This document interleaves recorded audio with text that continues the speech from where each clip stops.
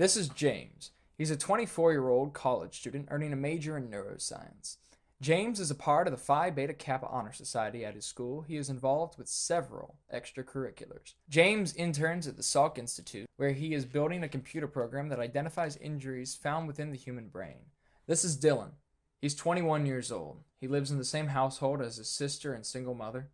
Dylan is considered a typical South Carolinian, often spending his free times outdoors helping his neighbors with lawn work. This is also Dylan. He's 17 years old. He's shy and a wee bit gawky, as any 17-year-old is.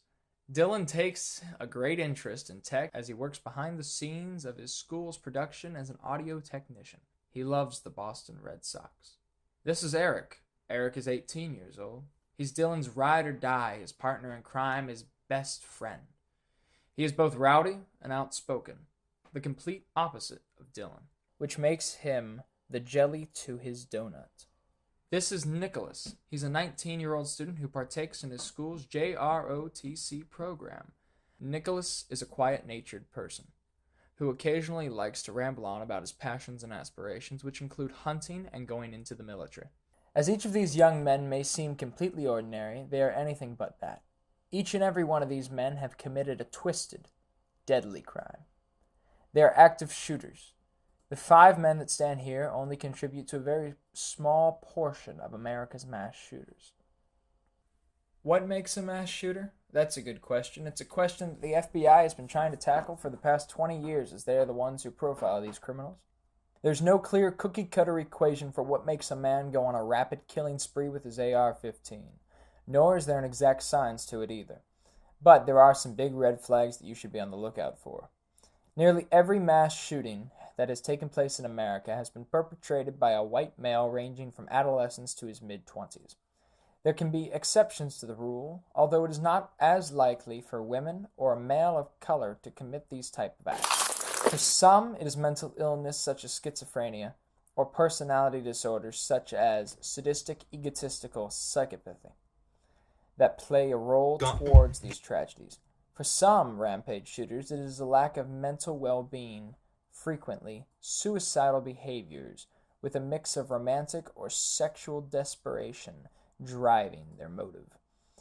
For others, it is a hatred of minority groups.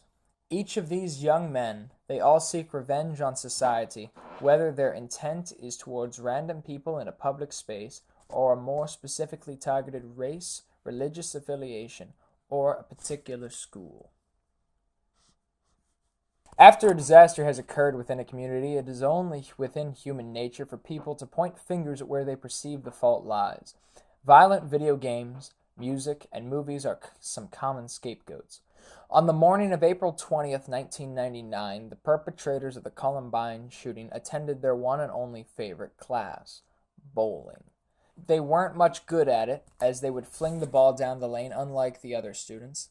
This was the last class the boys attended before ditching their Eastern philosophy class to go shoot up the school.